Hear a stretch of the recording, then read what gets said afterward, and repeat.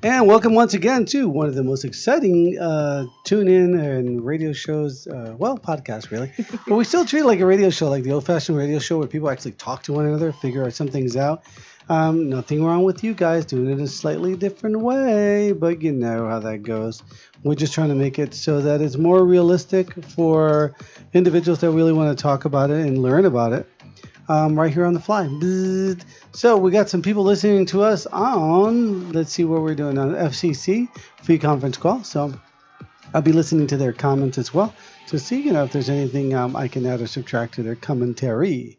Well, with us today is L1 and L1. How are you doing today? Glad to be here as always, and welcome to another BrainSnax. This is the BIBX side of BrainSnax, and we're going to be looking at alignment, being flexible in your identity. But first, this is actually, BrainSnax is actually self-sponsored, and that's made possible by the Dynexum Project. And you're not going to make fun of you, right?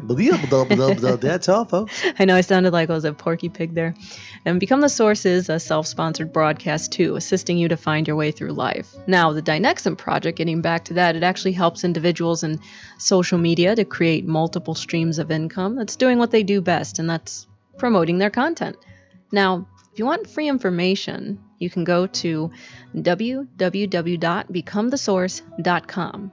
And to listeners of this broadcast, you can get cash back on just about anything you need or want from your favorite store, or you can try something new from the safety of your own home by visiting our link. And that's shopping.becomethesource.com. Remember that your purchases will directly contribute to BTS and all of the projects. And finally, let's go to our FDA disclaimer. So anything, when we talk about any... I just had to. Listen, we're required to do this by law. No, I agree. I think we should. Perfect. So if we talk about any products of the day or any health advice, those statements have not been evaluated by the Food and Drug Administration and are for educational purposes only.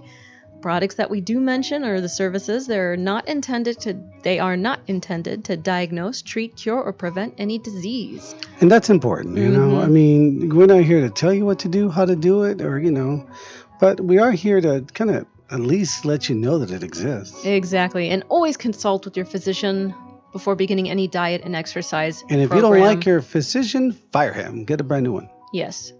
Fire. What? I got to stop saying yes before it hits me. No, really. I mean, just remember that your physician is there to give you the optimal goals that you have. So, yes, make sure you get the right one for yourself.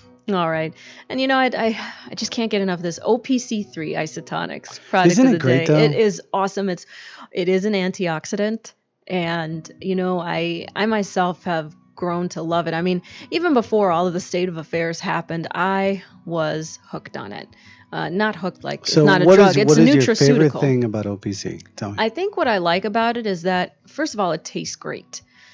Second of all, I personally, like I said, this is my own experience. So this is not health advice or anything like that. I already said the legal disclaimer. Yeah, you said the legal disclaimer. Either way, someone's going to, say whatever. God, I want to know. I'm curious. Well, I suffered from some really bad allergies, especially when you're moving and traveling a lot.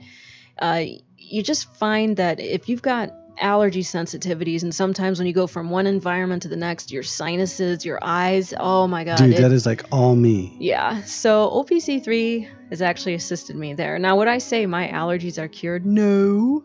But I would say that I am definitely a lot more comfortable when I travel. And for me, I think last time someone told me they had a sinus infection, I was surprised because I was like, oh yeah, I used to suffer from those. I mean, 2 a year. I used to get like two sinus infections a year. Yeah, it's ridiculous. But hey, don't take our word for it. If you want to visit our link, that's opc-3.nsa6.com. So O like Oscar, P like Papa, C like Charlie, dash the number 3.nsa6.com. Go ahead and visit that to get more information on it. Loving it. Anyway, that's really good. I really do. I take OPC as well. Oligomeric proanthocyanidins. I used to actually go door to door and help people out with, picking their products and stuff like that are better for them. And I really did enjoy always putting the OPC in there because it had like the fastest results for what it does. Exactly. Isn't it like marketed like the best antioxidant in the world or something like that? That's the claim, yes. That's the claim. One of the most powerful. claim to fame, ladies and gentlemen. So what's today's topic? What's going on Well, with today's first of topic? all, you got to stick around to the end of this because we're going to be talking about. It looks something like this. So, we're going to be talking about alignment. Is it something that you can actually use? Being flexible in your identity, what is that? Is it actually a way people manipulate others, or is it actually a real tool that you can use for success in life?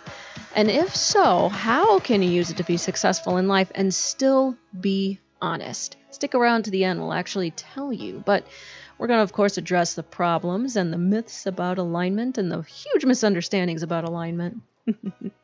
Well, that's important. I think alignment, first of all, I have to say something. This is my disclaimer. Novi disclaimer. Coming up in 5, 4, 3, 2, 1. Yes, I am here, the great Novi, giving you my disclaimer. I think that we make a mistake in life as human beings. As we go around, we were talking about this earlier offset, about becoming egocentric and labeling everybody for something. And then the label doesn't fit because you're other things too, right? So if you're a student, you're not only a student, you're other things too, right? So if you're a mom, you're a coordinator, you're a problem solver, you are a lot of things. So labels don't really stick. But here's the other problem. How else can we communicate to someone else what we're experiencing or what we see if we don't try something with a label? This is true. I mean, I would have to say that there's nothing wrong with, first of all, so you're Miss politically correct. And would you say take everything with a grain of salt? Because I wouldn't, but would you? Depends on what it is you're taking the grain of salt for. Okay, so conditional grain of salt taking, I take it. Yeah. Well, it's an important topic because here's the thing. Being flexible in your identity. You are savvy of all things, but master of no thing. You know, all these different things that they throw at you when you're a kid and you're growing up, and then you believe them, and they work because it's partially true, but you're always fighting. You're always trying to get ahead. By trying, I mean literally trying, like there's something stopping you from going forward. And it's always going to be numero uno, you guessed it, you. You're always in your own way, but you were given kind of the wrong information. So for those the guys out there and gals out there and other things, and by other things, I mean the things that go bump in the night, okay? Don't go getting offended for other reasons. So whatever species you may be that listening to this broadcast, I just really, it's don't stick to labels. Okay. You got to identify yourself a bit at a time. And I think with the premise, then when you become flexible, you're not a wishy-washy person. You can actually accomplish things. Okay, so that does make sense. But before you jump too much ahead, here's the state of affairs right now. Tell me the state of affairs. Oh, great one. First of all, people think that their personalities are set in their ways, and changing it is almost next to impossible. Like I said, nothing wrong with labels. Well, let's go back to flexible real quick. So let's say, for example, because let's talk about science. Okay, let's get people in the right direction here. Let's talk about science. In science, when you create anything, it has a plus or minus flexibility. We call that a tolerance. I don't know how the word tolerance got into mainstream language saying, I cannot tolerate you, because there is no real measurement of plus or minus how much the hell I'm going to tolerate you. Okay? So, yes, this is an adult show. So the point I'm making is tolerance and flexibility. How flexible is something before it breaks? How do you measure that in each individual and each person? So when you say that, you know, you're not your identity and stuff like that, which you're getting into, I see you going there. Well, if I buy a blue coffee pot, does that make my what do you call it? My personality flexible? My self flexible? My identity is flexible because I bought blue instead of green? Still the same coffee pot. I want you to kind of address this real quick so I can understand how to look at this in a better light, because it gets confusing. Yeah, absolutely. So tell me, if I buy a blue coffee pot, right? General Electric blue, they don't exist anymore. And if I buy a green one, does that mean I have a different personality? I would say no. But I like the green. It makes me feel better. The blue one doesn't make me feel better. Do I have a different personality? I would say no. Okay. So let's just say that when you get very granular, it gets very difficult to understand. And I know a lot of guys out there, a lot of people, the first thing that a psychiatrist might tell you is you're in denial. And the reason why is because how much is flexible, how much is not flexible? How much is shifting the identity, how much isn't? And as we progress to this, I'll make my point in case with you. So tell me your very first thing. Tell me the first thing on your agenda. They're human.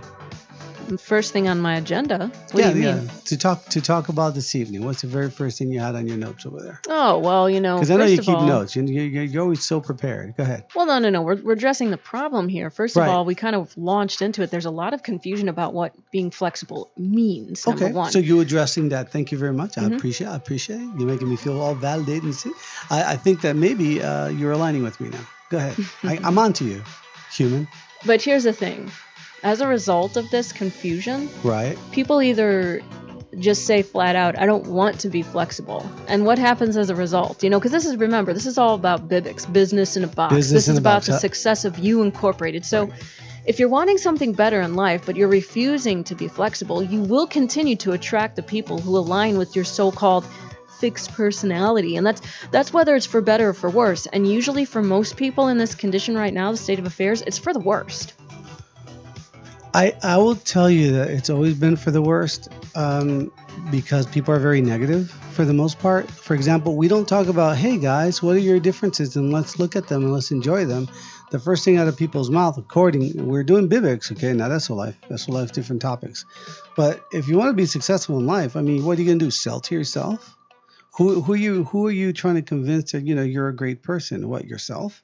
So you got to look at the other person and try to understand them and try to somehow reach out and get outside of yourself. Well, that's the thing too, because when people see other successful people, they can't really quite put their finger on it, but they just notice that these successful people are different from them. They can't pinpoint it, but they just know they're like, hey, he's different from me. But you went through a whole stage of saying one of the things they want to do is quit. Didn't you just say that in so many words? In terms of seeing a successful person, you mean? You see a successful person, one of the first things you want to do. They're different. So therefore, and if I can't do that, and if I I'm can't not do like that, them. And if I'm not like them, I'm going to assume I can never be like them. Is that being lazy or not? Don't know. But then you're going to say something like, well, it's them and this is me, therefore I'm going to label them. And therefore you just crushed your ability to succeed and be flexible in your character. Correct. And you end up repelling these people one way or the other because, hey, you've already said that you're not like them. Right. You self-fulfilling prophecy. Exactly. Is that what we're talking about, right? Exactly. And there's a lot of core causes to why people think this way.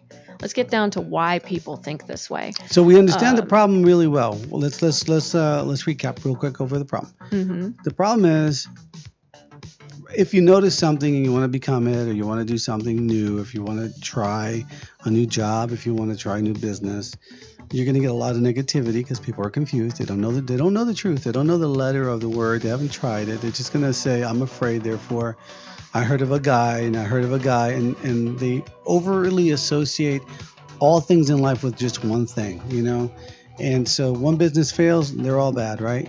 So you can't do that. You have to dig in. You have to understand for real what it is. And sometimes to do that, you got to get involved. So right off the bat, there is a prejudgment towards, or an apprehension towards not wanting to do something because it's different, right? Because it's not something you or I or whoever's in charge understands. So that's the first problem. Well, the second problem, I think, is confusion. Once you start listening to people, you start getting confused because no one has it articulated properly. And, it's business. How can you articulate a business properly? It's really hard. So I would say that the second problem would be articulation of something and understanding. And if not, then you fall into the confused category, which then can result in you not being motivated enough or able enough to comprehend a situation so that you can understand things in a way that you can build on.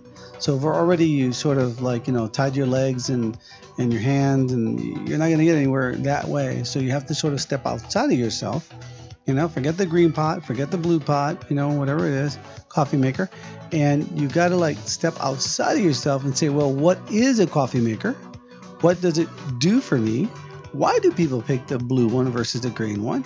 And these are questions that we normally don't ask because we already associate the situation with what we already know, which does not allow us to go to the next level. So now we could talk about some of the core causes that causes this type of issue. Mm-hmm. Am I good on that so far? Absolutely. So let's define what alignment is, because I definitely want definitions. I love when you do definitions. And don't worry, we will get to the point where we'll give you guys some tips on how to actually correctly use the strategy of alignment. But when you're aligning... Well, Elle, before we start, let's just set the pattern straight one more time, if you don't mind.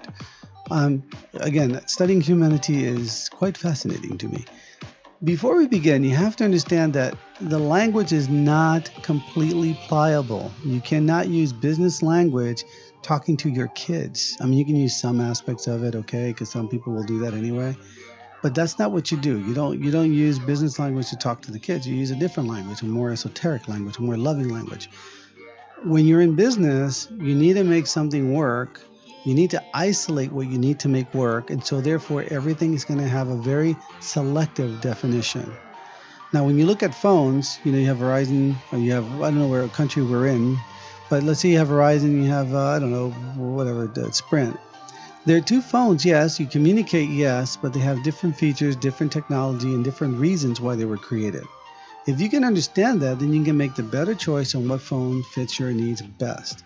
If you cannot, and you look at it just as a phone, then you're going to get confused and you're going to be upset with the phones because they don't do exactly what you want. Well, news for you, the company designed those phones specifically for a reason. In other words, a very set pattern, which has a large tolerance to bleed over other industries. But still, you'll find that one phone or one phone carrier or even the phone will be basically designed for one major aspect.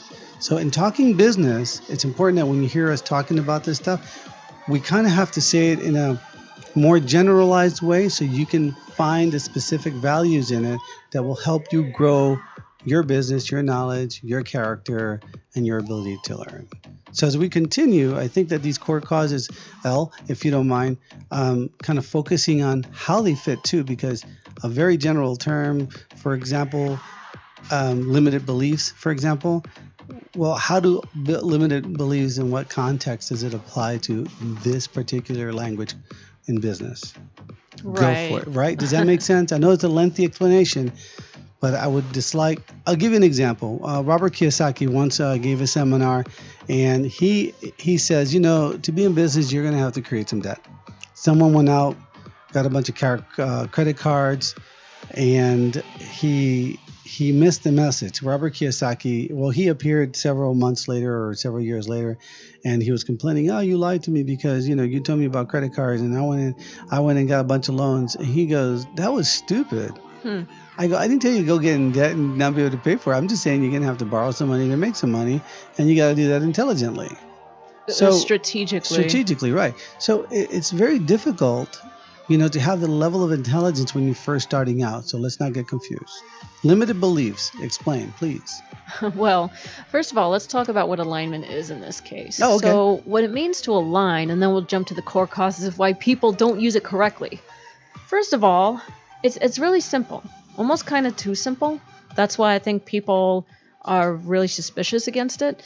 What alignment means, more or less, is to find out what you have in common and to speak along the lines of their thinking in order to find some common ground to build upon for the sake of working together.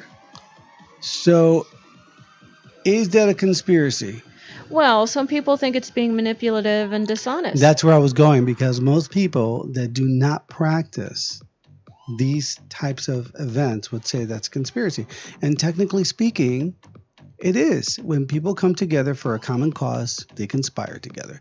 The problem is that people are so negative that they'll turn around and call that bad or manipulative or whatever, and then they can't get out of their own belief systems to be able to see that we have to work together. Exactly. We have to have kind of like a common idea. And when you sit at the table, you talk about those common ideas and stuff like that, which will make it more successful. As a matter of fact, a lot of people sit at the dinner table with their kids and kind of dilly out or, deal out the responsibilities and stuff in a very nice way. It's expected, and you can talk about a few victories, and family runs really well because you have an understanding and expectations set. Kind of a business thing, but don't do that to your family. They did that in mine. Oh my gosh. So this kind of goes with it. You do.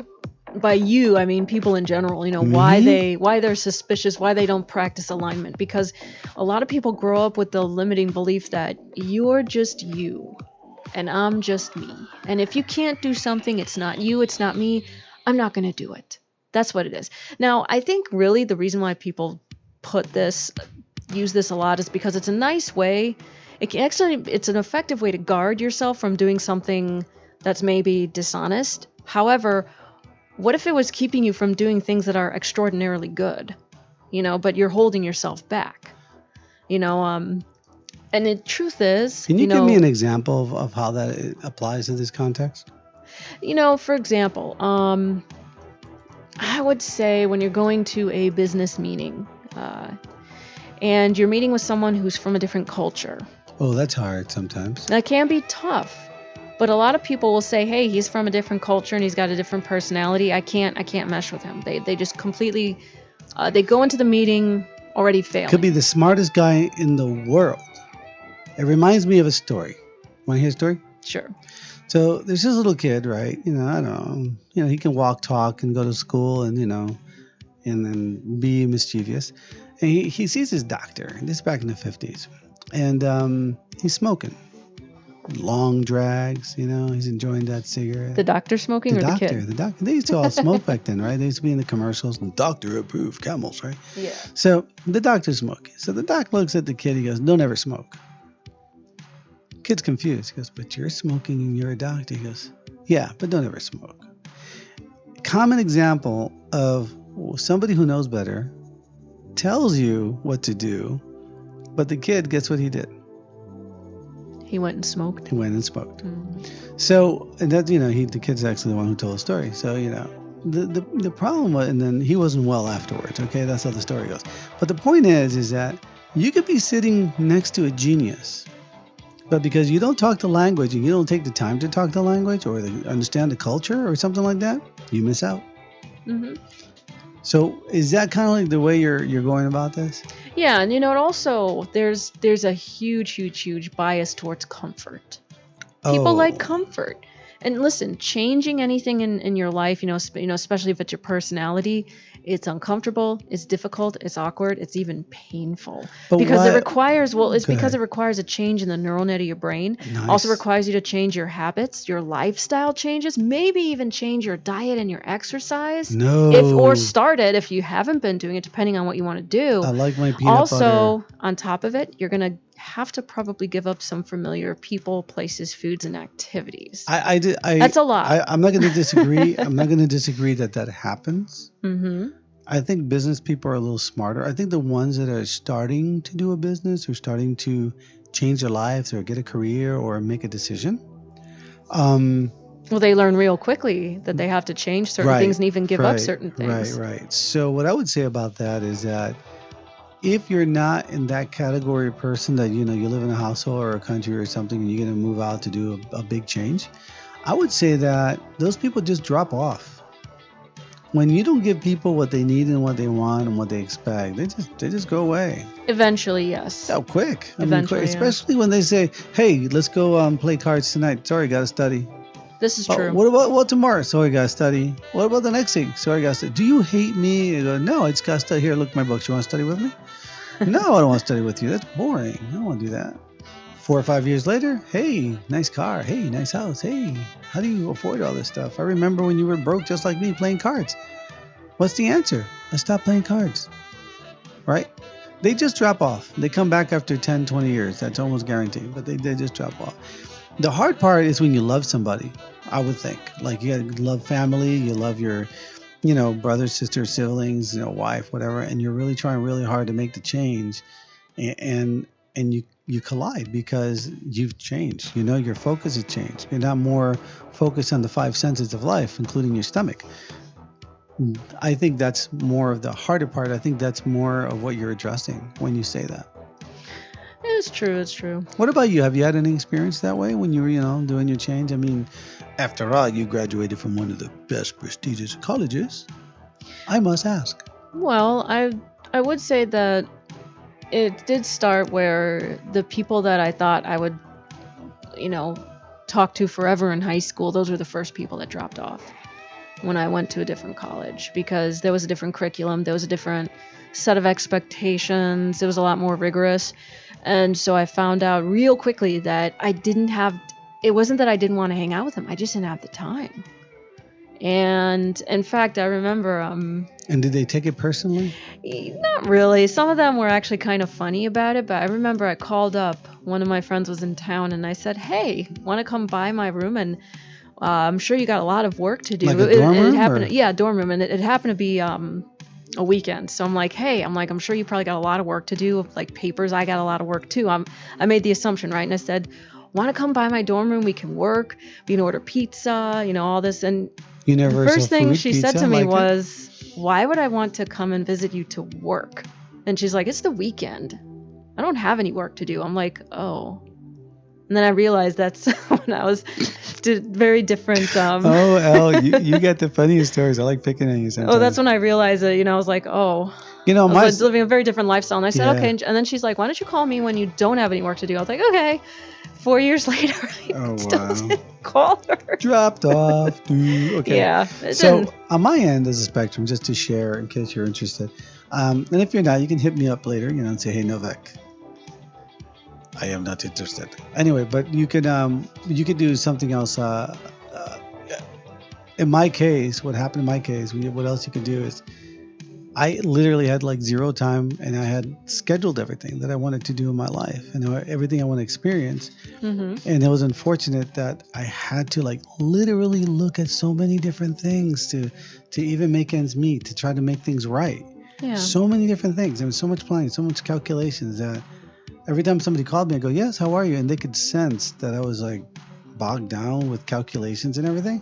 They just disappeared. I didn't even have to say goodbye. Yeah, there was none of this. Hey, you want to go drop by the dorm room and have some, donuts? I don't know.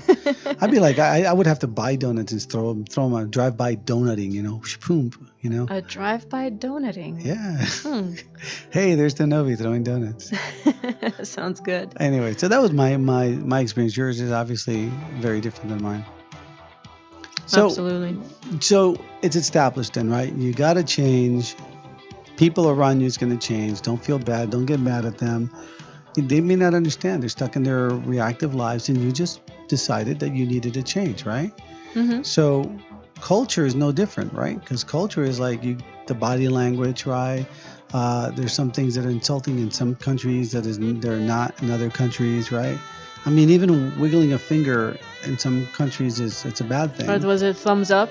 I think thumbs up is a big insult, depending on where you are. So, and that kind of goes to, let's go back to alignment. We say that alignment is basically being flexible in your identity. It's not compromising anything.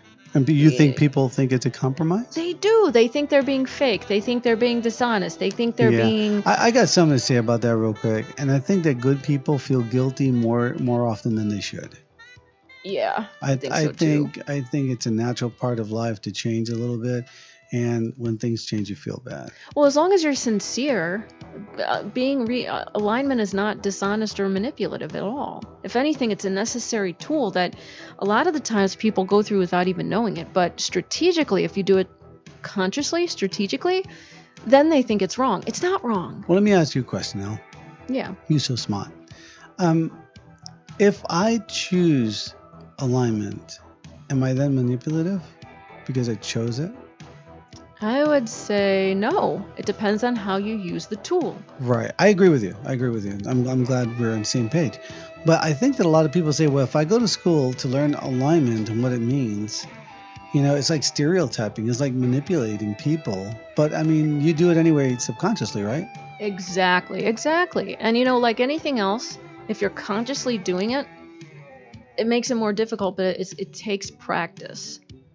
And honestly, I'd say probably one of the best ways to start with alignment, if for those of you who have never done it or are not comfortable, Get a kid. with no. I would say start with practicing hand and body language. That is probably one of the easiest ways to start practicing alignment in a way that's conscious, and I found people don't feel so guilty doing it. So what do I mean by hand and body language? Now, we're not asking people to be manipulative. We're asking people to understand each other. Exactly. Okay. So let me give you an example of starting with hand and body language. If you're talking with someone and you're noticing that they're leaning towards you with their legs crossed, do the same thing and see what happens. You are going to notice an unconscious, what do I call it? Well, that's it's gonna subconsciously. Yes, you're mirroring the person. Right. And studies have shown that will unconsciously put the other person at ease, which, guess what, helps you better understand and work with the person even more. Well, let's assume this. Let's assume that at least 90%, that's an arbitrary number, guys and gals, and aliens, they're studying the human race for other reasons too. Let's assume that about 98%, 90%, let's go 90% of the people, when they see something mirrored back, is because since they do it, they trust it. They know what it means. Now, I think that'll backfire if you are talking to a person with bad intentions, let's say, because you can mirror them and they instinctively then decide that, hey, if he does that, that means bad things are coming my way. But I think that most of the time people are very honest and they just want to be felt like they're part of the group. So when you mirror them, they already know those gestures as common to them, so therefore they're more at ease. Alignment. Pretty simple terms, right? Exactly. Have I studied your humanity well enough? Yeah. So let's just recap. Being in alignment is not manipulative. It's something that first of all, alignment is something that most people do unconsciously. Being flexible in your identity is something that you do unconsciously. And if you choose to do it consciously as a strategic tool, do not feel guilty that you're being dishonest or manipulative. I'm addressing the good people out there. I know that there's people out there who do it for manipulative reasons, and guess what? You probably already know what this is, so you're probably not even tuning in, so probably not even listening, I would hope. No, they're busy doing something else. Exactly. And so for those of you who are like, oh, I don't know how to start alignment, start mirroring hand and body language. Look in the mirror. Look at how you're talking. Look how other people talk. Record yourself, because in businesses, you really got to study yourself and how you project and you talk.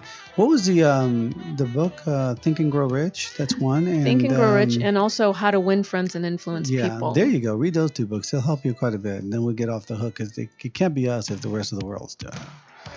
So that's really good. And I want to recap one thing.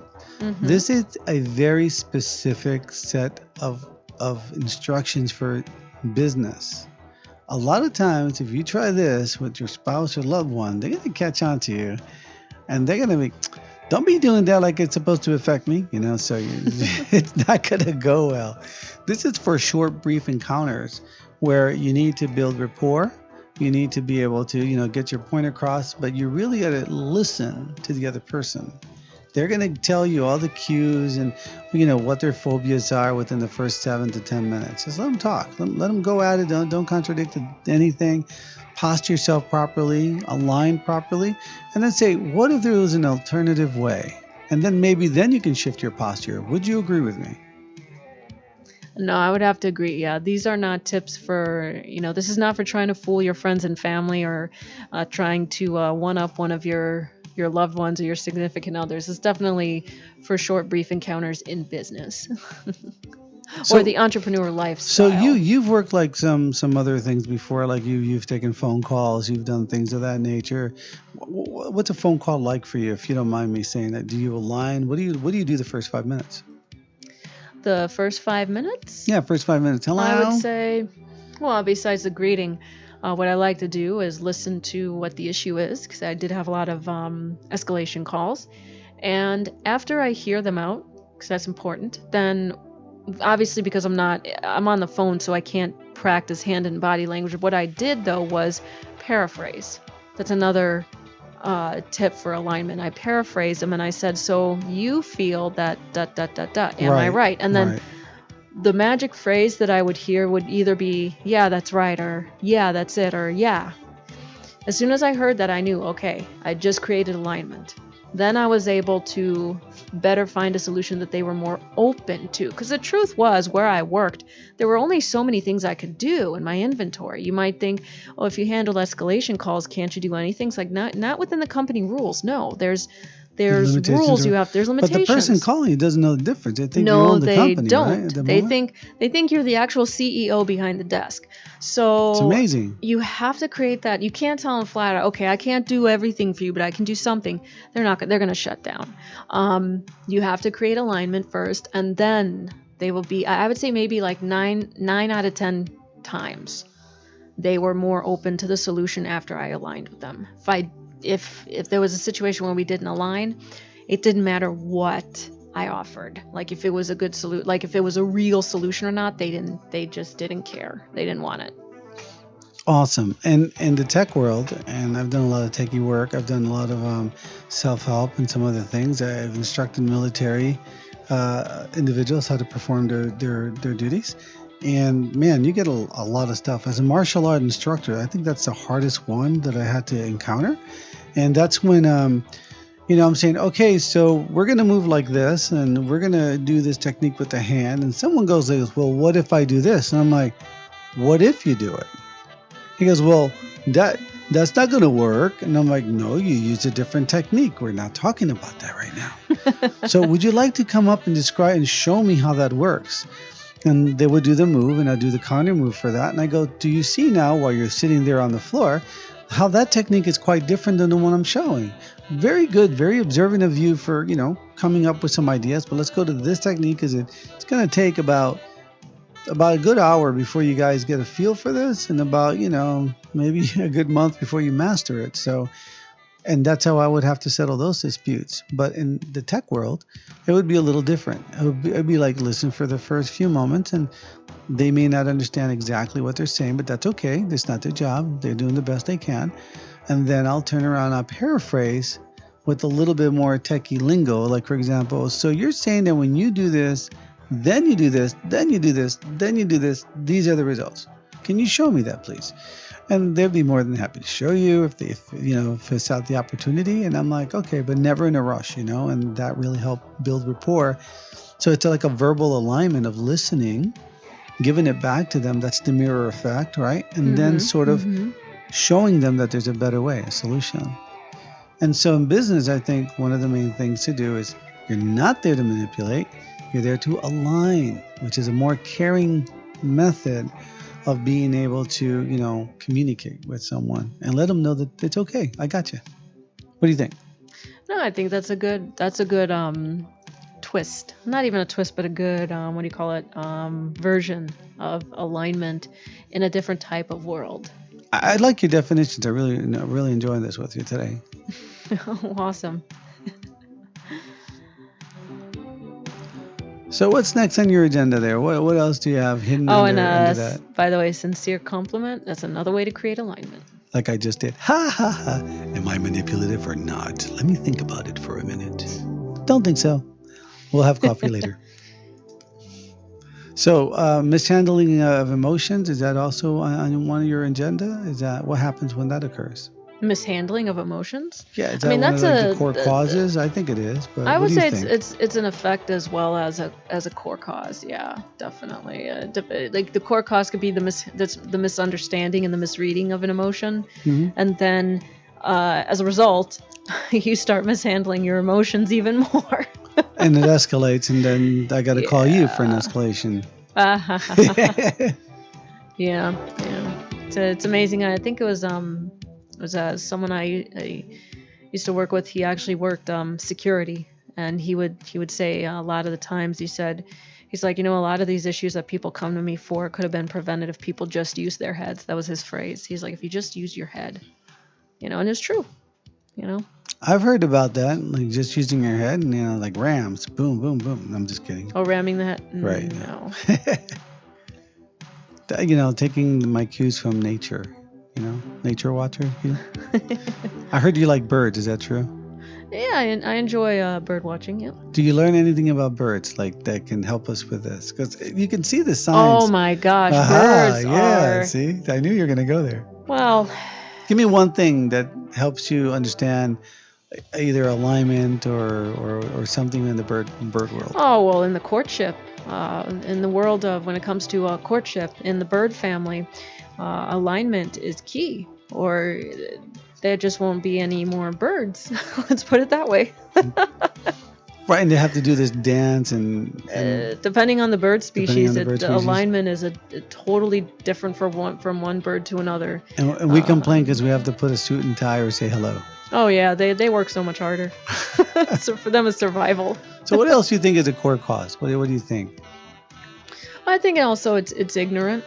Just not knowing. Just not knowing. But business is not normal. I mean, to a degree, you may, like to a lesser percentage, maybe 10%.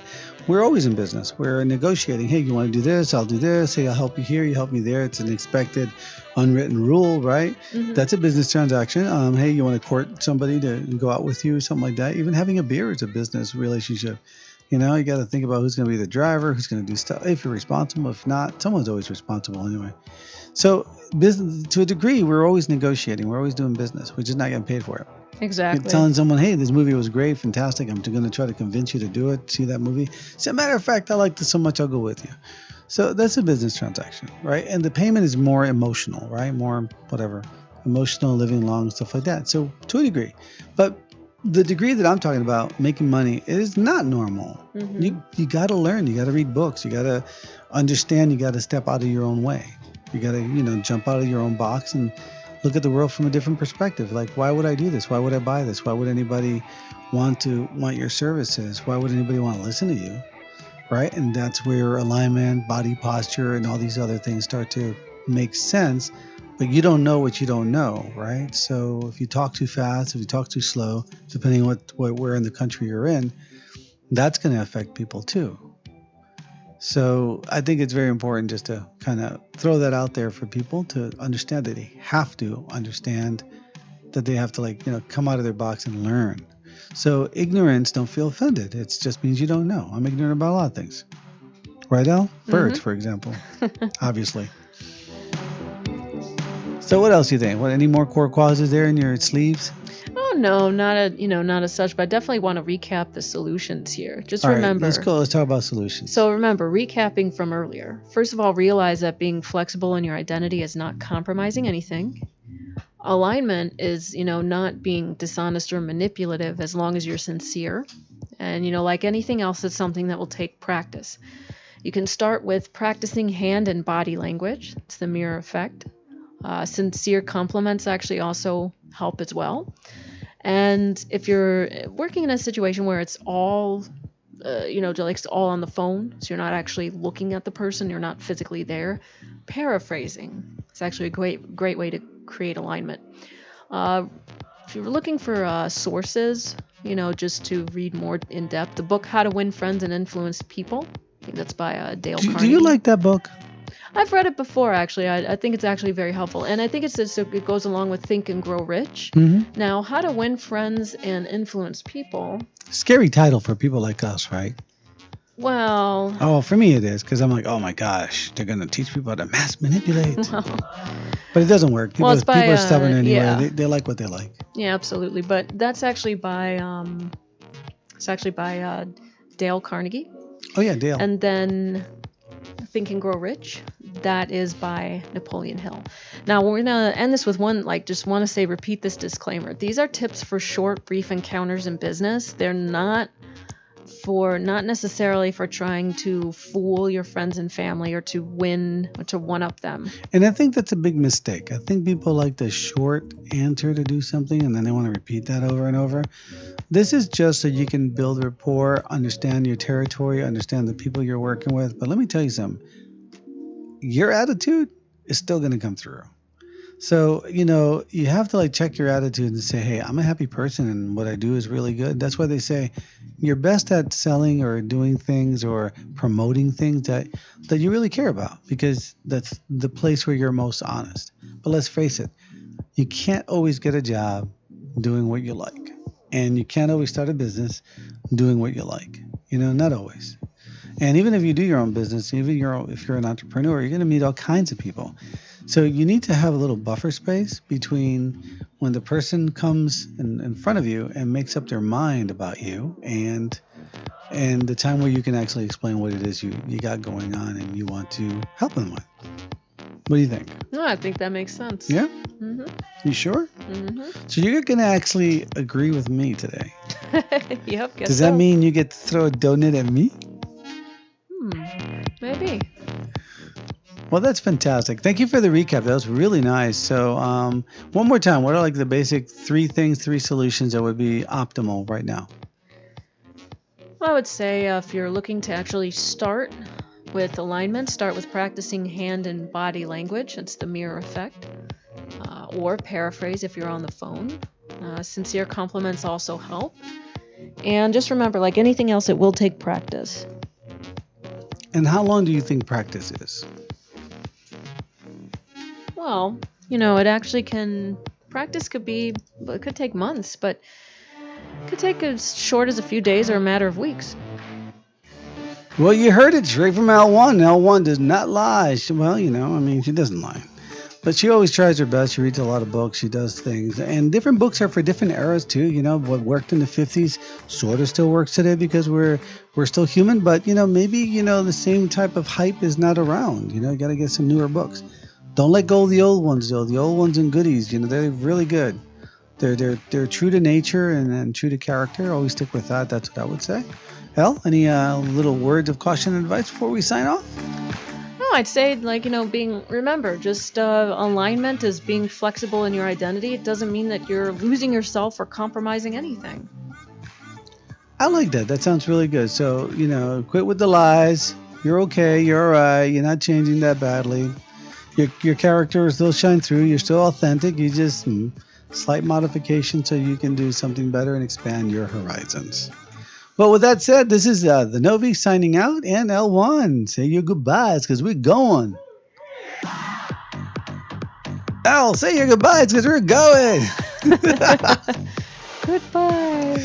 Let's go get some donuts.